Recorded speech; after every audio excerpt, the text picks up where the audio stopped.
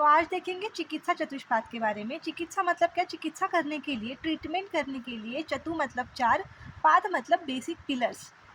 पाद मतलब पैर, जो चार पैर जिनके बिना चिकित्सा नहीं हो सकती, वो चार कौन है ये देखते हैं। सबसे पहले तो श्लोक में कहा गया है, भीषक द्रव्याणि उपस्थाता रोदगी पाद चतुष्टयम चिकित्सी तस्य निर्दिष्टम प्रत्येकम तत चतुर्गुणम।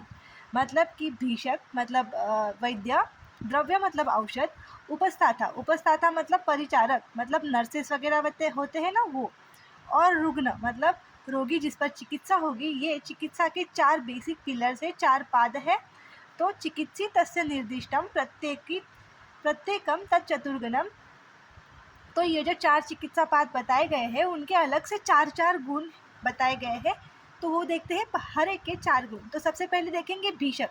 भीषक मतलब क्या? वैद्य। वैद्य के कौन से गुण होने चाहिए? और देखिए सबसे ज़्यादा चिकित्सा में उपयुक्त मतलब इम्पॉर्टेंट होता है वैद्य, इसलिए वैद्य का वर्णन सबसे पहले किया गया है। तो कौन से गुण है जो एक वैद्य में होने चाहिए? तो सबसे पहला है दक्ष तीर्थार्थ शास्त्रार्थो दृष्टकर्मा शुचिर भीषक। दक्ष, दक्ष मतलब क्या? मतलब अपने काम को अच्छी तरह से करे, जिसका प्रेजेंस ऑफ माइंड बहुत अच्छा हो। दूसरा तीर्थार्थ शास्त्रार्थो। तीर्थार्थ शास्त्रार्थ मतलब क्या? मतलब तीर्थ, अर्थशास्त्रार्थो मतलब किसी अच्छे गुरु द्वारा उस वैद्य ने शिक्षा ली होनी चाहिए। किसी अच्छे गुरु द्वारा उस वैद्य ने शिक्षा ली होनी चाहिए, इसका मतलब है तीर्थार्थ शास्त्रार्थो। तो तीर्थार्थ शास्त्रार्थो का मतलब क्या है कि किसी अच्छे वैद्य द्वारा, किसी अच्छे गुरु द्वारा उसने सब शिक्षा ली गई हो। उसके बाद दृष्टकर्मा। दृष्टकर्मा मतलब क्या कि अगर मैंने सिर्फ किताबें पढ़ी तो ऐसा नहीं हो सकता कि मैं डायरेक्ट ट्रीटमेंट करने लग जाऊँ। तो दृष्टकर्मा का मतलब ये है कि जो भी ट्रीटमेंट मैं करने वाली हूँ, अगर मैं पंचकर्म करने वाली हूँ, कोई भी कर्म या कोई भी ट्रीटमेंट कर रही हूँ, तो वो मैंने देखी हुई होनी चाहिए, वो सब कर्म मैंने देखे हुए होने चाहिए। तो यही इसका मतलब है दृष्टकर्मा। और शुचिर भीषक। शुचि, शुचि मतलब क्या? जो काय वाक मन से शुद्ध हो, जो अच्छी बातें करे, सबसे अच्छी घुल मिल जाए, जिसके मन में पाप ना हो, ठीक है, तो वो होता है शुचि, पवित्र। तो अब आते हैं औषध के गुण। औषध के भी चार गुण होंगे। देखिए हमने भीषक के चार गुण, तो अब देखेंगे औषध के चार गुण। तो औषध के चार गुण कौन से हैं? बहुकल्पम, बहुगुणम, संपन्नम, योग्यम औषधम।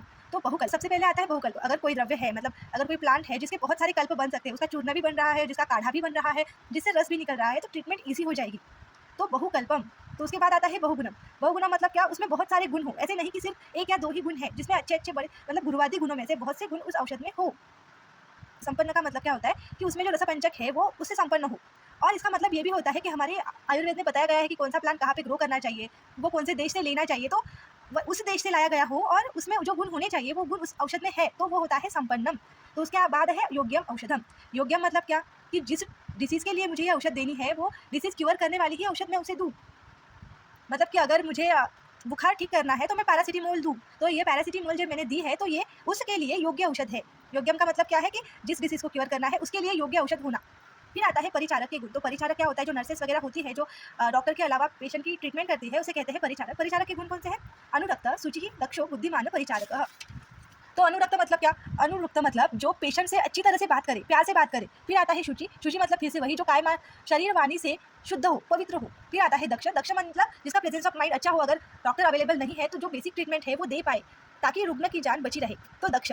फिर आता है बुद्धिमान। बुद्धिमान मतलब अपने काम को अच्छी तरह से निभाने वाला होशियार व्यक्ति। तो आता है, ये है परिचारक के गुण। कौन से? अनुरक्त, शुचि, दक्ष और बुद्धिमान। फिर आते हैं रुग्ण के गुण। तो अब रुग्ण के गुण पढ़ते समय ना ध्यान दीजिए, क्या कहे गए हैं कि वाग्भट जी कहते हैं, अड्ढो रोगी भीषक वश्यत ज्ञापक सत्ववान अपि। अड्ढो मतलब जो रोगी है वो धनवान होना चाहिए, रिच होना चाहिए। क्यों? उसके रिच होने की जरूरत इसलिए है क्योंकि अगर वो रिच होगा तो जो भी हम उसको ट्रीटमेंट देंगे वो अफोर्ड कर पाएगा, जो भी औषध हम उसको देंगे वो अफोर्ड कर पाएगा, इसलिए उसका अड्ढो मतलब रिच होना बहुत जरूरी है। फिर आता है अड्ढो रोगी। दूसरा गुण क्या है? भीषक वश्यो। भीषक वश्यो मतलब, भीषक मतलब क्या? वैद्य। वश, भीषक वश मतलब वैद्य के अधीन। जो वैद्य बोलेगा वो अगर रुग्ण करेगा तो वो जल्दी ठीक हो जाएगा, इसलिए भीषक वश्यो।